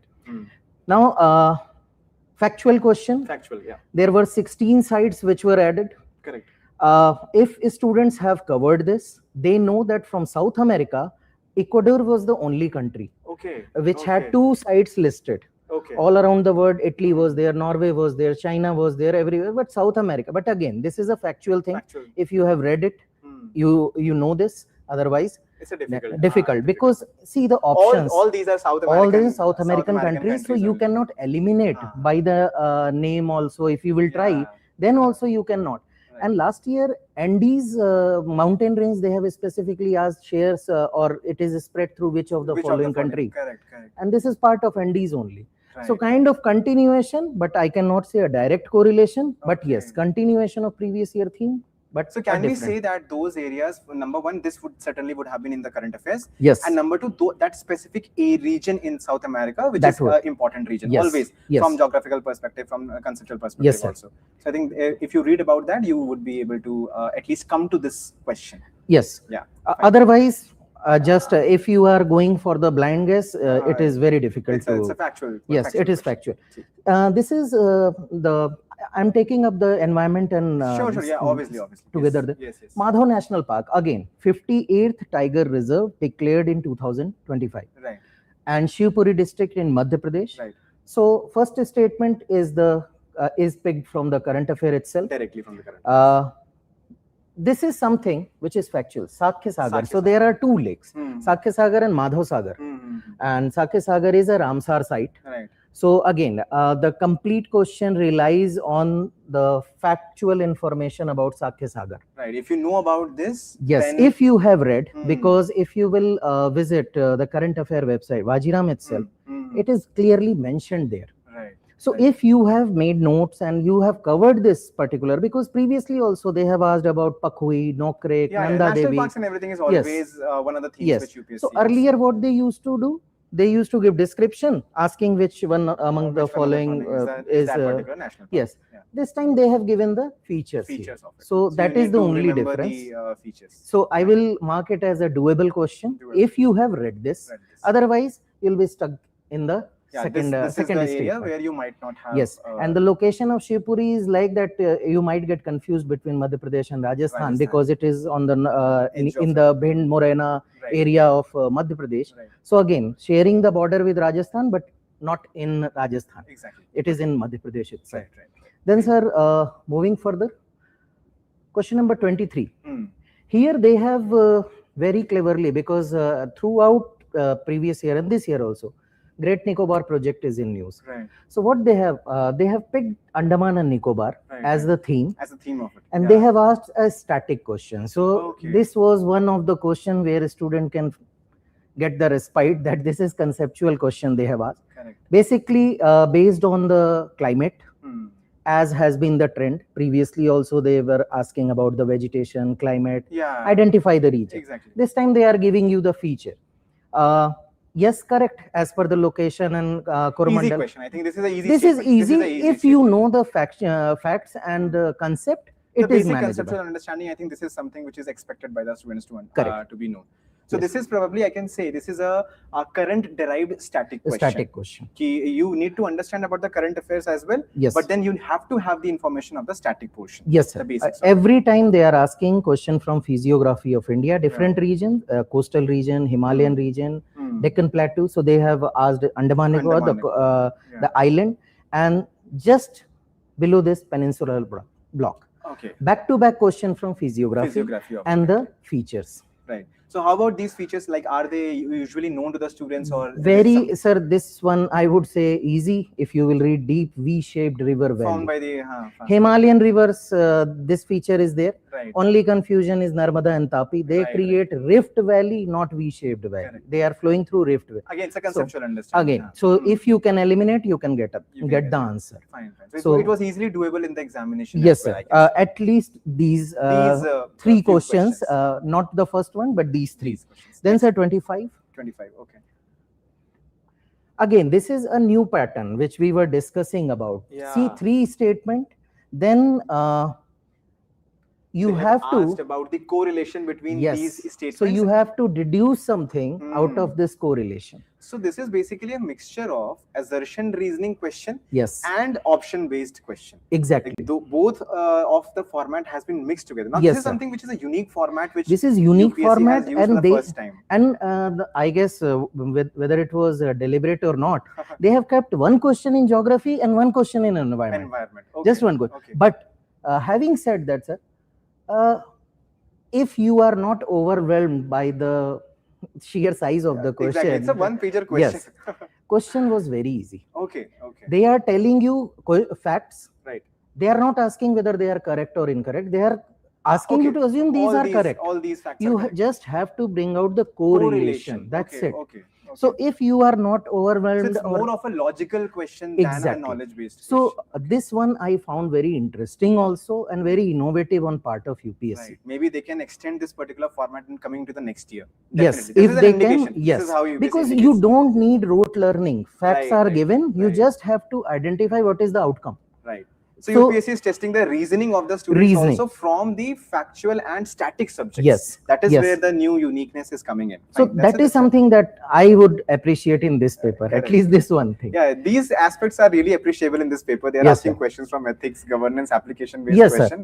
That is the same something thing which has is been, appreciable, which keeps you away from the rote learning part, Correct. and it is more about what is your understanding of the intellectual topic. understanding of the student. Fine, that's Then, great. sir, this one again, foxtail orchid species are in news. Vegetation, they have been asking. Again, they asked why they asked, because the new airport which was inaugurated by Honorable Prime Minister in Guwahati, Okay. it is based on theme of foxtail orchid. Okay. Right, And right. it is indeed a state flower of both Arunachal and Assam. Now, this is a unique fact which Yes. you had to understand. So Yeah. this was current affair based topic, and if somebody has covered the PYQs, Right. they are generally epiphytic, the Correct. orchid, Mm-hmm. and they are not endemic to India. Northeast. It is South Asia and Southeast Asia. Southeast Asia. So this was manageable question. Even if you have not gone through the current affair, just with the PYQ, it was only the third statement. Yes, I agree that was factual, but at least the second statement But still, could have probably been this we would keep it in the moderate to Moderate, not difficult, easy, not easy. moderate to difficult No. category only. In the examination, whenever you read a new species, it's like the mind is blown Yes, off. Oh my God! what because they have asked. because 2-3 things are we kind of discuss some rider that you should know this. You should know this, yeah, to eliminate Yes. certain options. So and you could if- have eliminated, I think, Yes. if you know this particular thing. If you know this, that So it second is not statement. ended, then you can reach to You can reach to 50%. Otherwise, just leave it for second or third read. Right, exactly. Fine. So, Going ahead. sir, next one is, sir, 29. 29. Okay. All right. So we have a question on Lake Turkana. Yes, this was I was talking about, sir. Earlier, if you can recall, they have given description of shrinking lake Right. due right. to environment. Then they ask which particular. Same thing is happening. Climate change is affecting this lake. But this time they have asked the features of this. That makes this question difficult. Right. You might not know the features of each and every lake in that manner. And that is not possible. So if you are covering major lakes, then also remembering and recalling all these data and facts is difficult. So I will mark it as a difficult question. The only point of rescue was if you know the location. Location of it was it is in Kenya and Ethiopia. Right, right. So again, so if you can eliminate two, then if you can eliminate two, then still least one you can and reach to 50%. A and B. Yeah. Otherwise, I would say this was on a difficult side, factual side. Correct. Indeed current affair based, but again factual. On a factual side. Okay. I think 2-3 questions definitely have to be there, and UPSC keeps those 2-3 questions. Sir, that is to discuss some strategies there. So this is not just exam of your knowledge, right? But it is also about how you are carrying yourself through. Correct. And then this, sir, we were discussing about the red plus, yeah. And this Khasi Hill community is kind of landmark project. Right. Which we often give as an example whenever we talk about red plus success. Right. But again, having said that, this is something which was very factual and difficult because exact facts were to be known. Yes, so better to skip this question if you don't have any knowledge, because all other options are similar. Similar. They look very attractive. All yes, the all the options look very attractive, especially Sikkim. Sikkim. Yeah. So that is the problem with the question. So I would rate it on a difficult side. If you know, then otherwise there are questions. The theme is something which is well known, but the question yes, has the theme is simple, the greenhouse gas mitigation. Exactly. But you cannot cover everything under the sun. Exactly. So you have to accept that thing. Correct. Sir, 31 is also 31. there. Yeah. Again, sir, I was telling you, same. One question in. Okay, the similar format of the question. Similar format. All the statements are correct. Correct, and you have to do is just find out the correlation between those things, and then eliminate the options as well. Yes. Fine. So the same type of question which UPSC has asked. Okay. So moving further, 32. 32. Yeah, we have on the western Hulok gibbons. Sir, again, many species like orangutan they have asked golden mahseer, they have asked lion, elephant, every. Exactly. So this Hulok gibbon is this not is the second species question, I think. Yes. So again, based on theme, and I would mark it on an easier side, because if you have seen Hulok gibbon, you can easily eliminate this one. Heavy build. They are very slender and athletic, and this is their character. They always, even if you will look into the reels on the YouTube or Instagram, you will find them swinging. We can see this, if they're easily swing between the trees, yes, then obviously they need to have a flexible body as compared to strong and heavy build like gorillas. So I think these two statements in themselves are contradictory. Yeah, so that is how you can eliminate all this question. So I would say it was on easier side, but again, if you have no knowledge about the species, because many students say हमने तो कभी सुना ही नहीं, तो ये आपके लिए नहीं है question. You just leave it. You can at least reach, I think 1 and 2 and 3 cannot be together. So at least 3 options will. That should be done. Only then you should be attempting this. Then sir, 34 is there. 33 is also there. Okay, fine. 33 will take it. Yes. Mangrove ecosystem, again, environment, the favorite theme, the ecological services, very important. Mangrove, we have covered it in our prelims camp. Multiple question in test over there on mangrove. So it was an easy question. And I remember we covered this in the smart current affairs also. Yes, so it's a very important theme. Recurring and an important theme. So again, an easy question based on the services that mangrove provides. Correct. So two extreme statement, because in once they say, they are key to convert coastal land into fresh water. Now this is extreme. Agar wo kari lete to fir there would not have been any concern. And then they say that bioshield, livelihood basis by withstanding tidal surges and offering biomass resources, mangrove function both. So this is something which is again a very general statement, correct? Correct statement. But again, you can clearly eliminate the second statement. Second one. Okay. So fairly on an easier side, I would say theme is also easy. Yes. Theme is also Read easy. the first also. This is also they reduce tidal energy, store fresh water, but ideal site for paddy cultivation, in saline estuarine belts. I think, yeah. So again, they are not giving difficult things in conventional things, but yes, it's a conceptual kind of a question. Which is if you know the ecosystem concept, services, then you know. Otherwise, it is. 34. Okay. Vajiram International Seaport, again, economic geography, Kamrajar Port and all those ports, they have asked previously. Again, and the question was easy, not because that this was in news, but just see the statement. Domestic cargo hub. Now, Vajiram International Seaport, domestic cargo hub. Okay, you can eliminate, and once you will eliminate, 50%. You will, yes. 3 is definitely correct then. Then leveraging natural, yes, because second is again. Right. If you will see, primarily on passenger cruise tourism, why a country will be investing so much for international seaport just for the cruise purpose? Again, okay. So again, not a difficult question, logical but yes, question, logical based on the current affair. Based on your observation also, yes, how you have been reading. Yes, yes, sir. This is completely on a moderate side only. Indian subcontinent's drainage is the favorite theme. Yeah. And this time what they have done, again I will rate it a very good question, because they have given features of drainage, and they have asked you to identify. Okay, yes. So there are clues like it originates in the Tibetan plateau, and important river for irrigation. So now among these, you have to pick which one is the best and most suitable and most important for the irrigation. Then antecedent, okay, 3 countries, does not form distributary. So again, those rivers which are forming deltas are forming distributary. Again, you can eliminate. I would rate this a very good conceptual question. If your concepts are clear, you'll be able to solve this. They're actually trying to understand the concepts of the question, yes, the deeper intellectual concepts of the question. Now, this is actually a very good question. Yes, sir. This is a good way of asking the question as well. So that you can go into analytical mode rather than, because earlier they have asked left to right, tributaries, last tributaries, largest tributaries. Satluj itself was an option last year or last year. So this year also they have from factual they have again shifted to more of a conceptual portion. Right. That's a good question. Yes.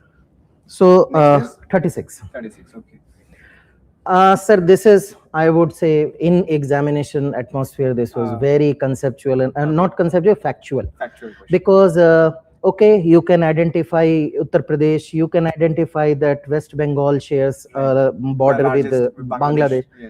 But this is something which is, I would not term it as a good statement, because in examination atmosphere, this only might create a... Yes, it will create a confusion, and Meghalaya is the only state apart from Sikkim which shares its boundary with just one state. So even when we were discussing and thinking, the practical problem is immediately you will understand North Assam, left West Bengal. Right. But what about right side? Correct.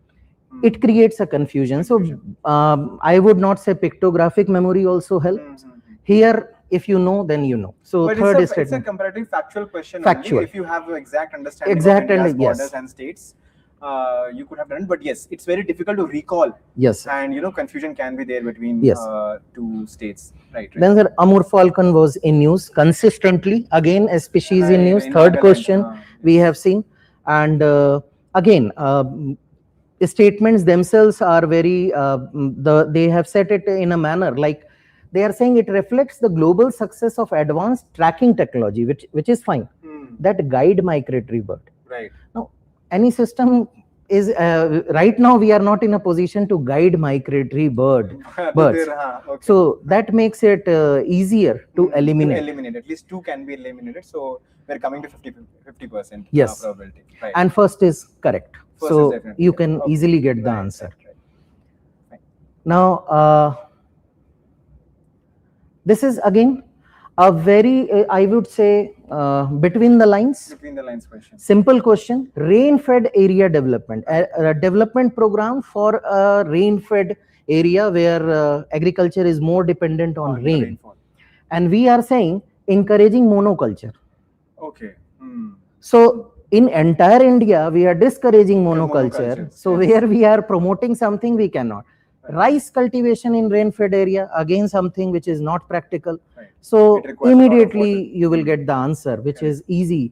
I would rate it as a easy question if you know the terms and simple understanding. Fairly conceptual question. Yes. No, again, it's a very beautiful question, I think, to check the concepts of the student. Exactly. Right. Exactly. That you are doing something in a water stress area, how you can promote rice and monoculture. Right. So again, easy to eliminate, easy to solve this question. Next, now, sir, 38 is done. Yeah, 40. 40. Strait of Hormuz. As every class, Strait of Hormuz, every second day was in news. Exactly. The entire 6 months we are reading about Hormuz. Again, see this thing I like particularly about UPSC, bordering state, neighboring state. They came out with a very unique proposition. They said, which of the following cross the strait to reach out to Indian Ocean? Right. Again, concept is same. You need to have the visualization of the map. Exactly. That's it. कोई rocket science नहीं है, but just change of tone, change of yes. And if you know that Syria is more closer to the Mediterranean Sea, while Egypt is Red Sea, so you can get the answer Bahrain and Qatar. Right. Lastly, sir, 42. I would 42, sir. 42. This one. Okay. Sir, I would rate this question a difficult one, and we never suggest, because see, earlier any government initiative, any government program, if they are asking question, they were asking objective, they were asking some main feature. Right. Here, this Nirantar is current because recently launched in 2026 itself. But see the statements they are asking. There are different projects, verticals. Correct. And they have not asked objective. They have not asked feature. They are asking, this vertical is led by this institution. Which institute? This vertical is led by this institution. Now, this is something which I would rate a difficult one. Even if somebody has covered this, they are not advised and they are not supposed to go into such a detail. Depth and such factual information. Yes. So that I would rate more of a factual. Difficult question. Yes, sir. Right. So that's all from my side, sir, from geography and environment. So in 2-3 lines, if you want to summarize how exactly geography and environment seems to you and what advice you would like to give to the students who are preparing for next year, how exactly they should move forward. Sir, as we have discussed and seen that geography questions were more manageable. Right. And still, even if they are asking from current affair, they are asking something from the conceptual knowledge. Right. So still, I would say that don't get disheartened and don't change your strategy overnight. Focus on geography. Still, you can get 80 to 90% accuracy.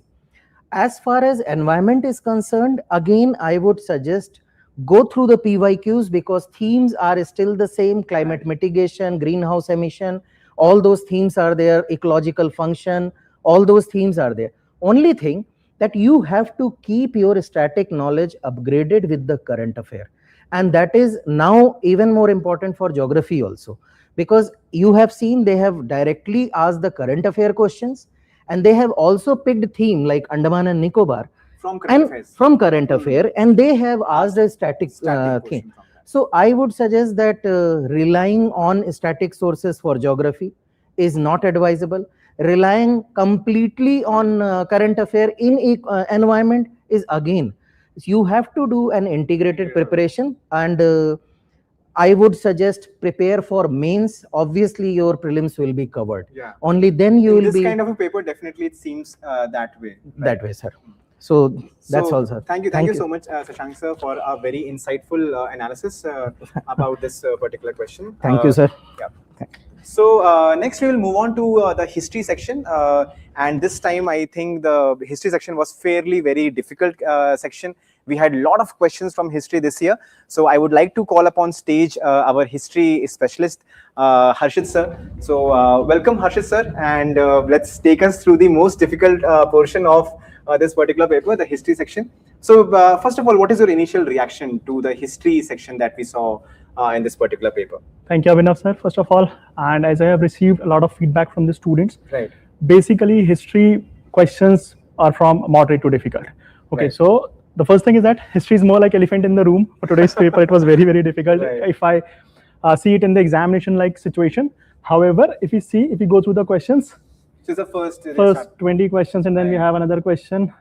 Okay. But the thing is that there were only very few questions which are very straightforward. Actually, Right. history questions were more like a paradox. Mhm. Okay, there were some questions which are very, very factual, which are Right. very difficult. Right. Few questions are very easy. Very easy. But in between, majority of the questions, they were moderate, but they were doable, Right. provided that students were not panicked, which I Hmm.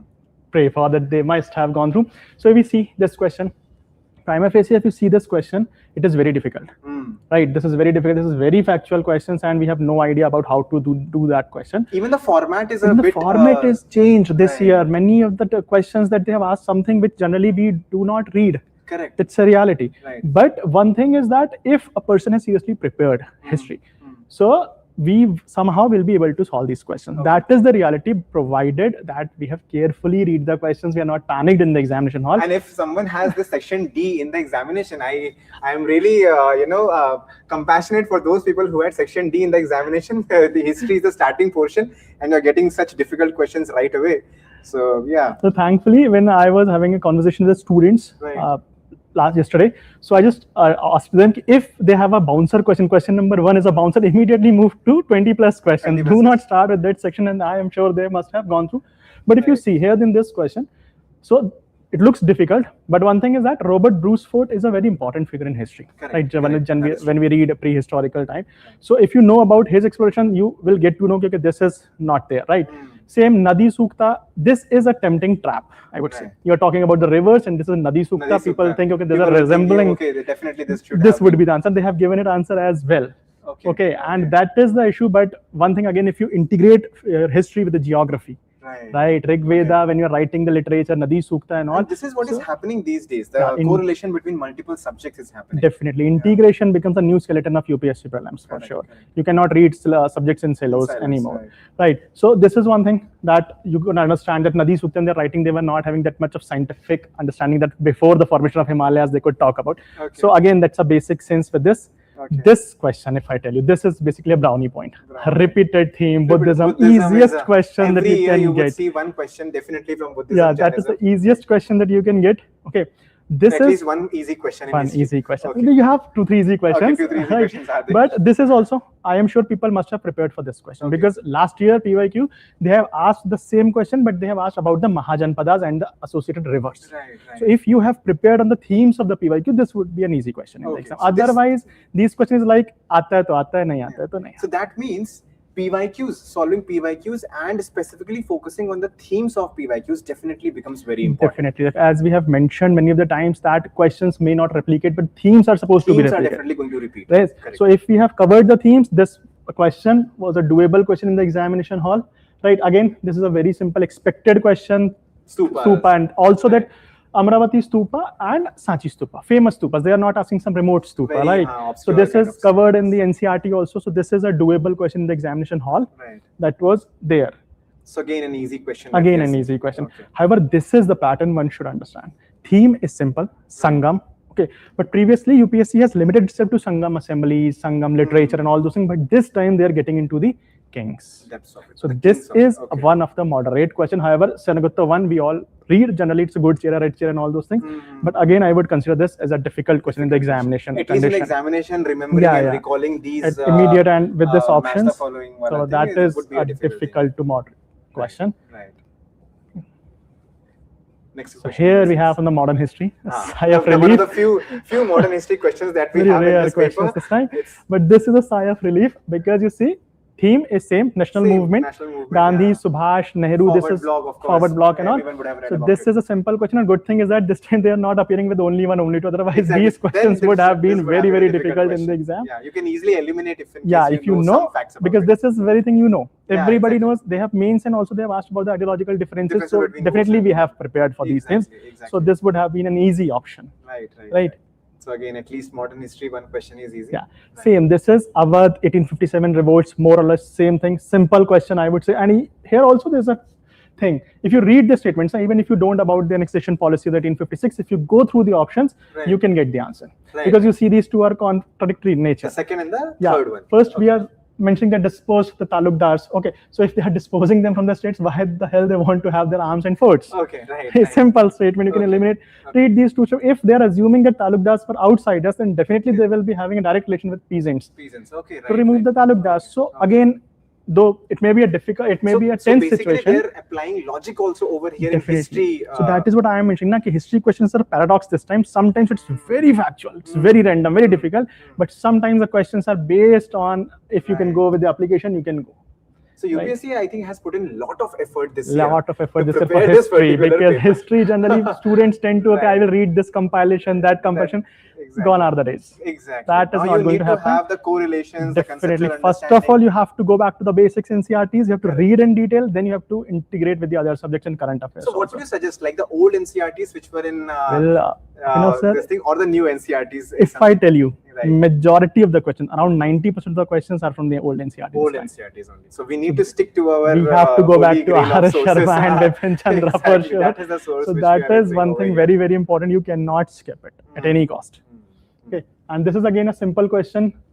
Development of the Indian Constitution, Montfort reforms. Simple question, simple thing. So this is a simple question.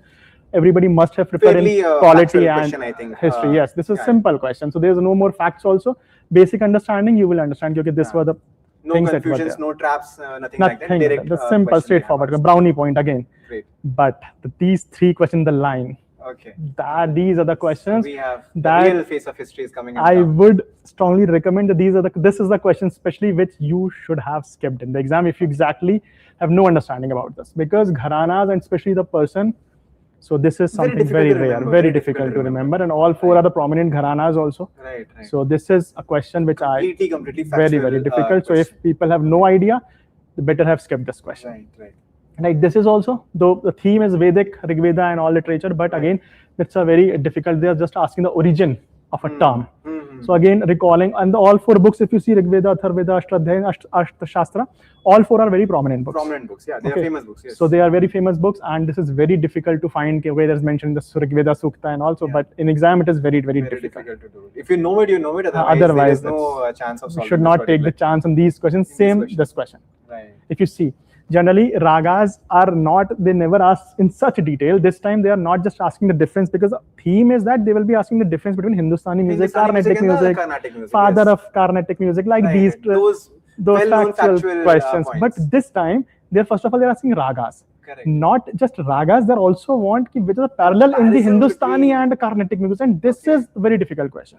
It requires deep knowledge. Definitely, if you know each and everything, then only you could have gone with this question. Otherwise, this question was not doable in the exam-like condition, at least. Exactly. Okay, because all four are also, you see, the Carnatic ragas, so you cannot eliminate on that basis. Also, that is also a trap. So, what do you think? Like these three questions that you have just shown, what do you think would be the what is going on behind the mind of the examiner? Like he's putting such kind of questions. Like, are these just shock values, or they're indicating towards something in future? What I believe is that history questions, or basically UPSC prelims, is more of a test of your mental strength. Right. The way you can handle the pressure in that examination hall. So intentionally every year UPSC puts some 15 to 20 questions, like difficult questions. This time they have chosen history. For that. Yeah. Okay. Okay, so this is again one thing that is changed. So commission is very, very famous, Young Hilton Commission, RBI establishment, we all know.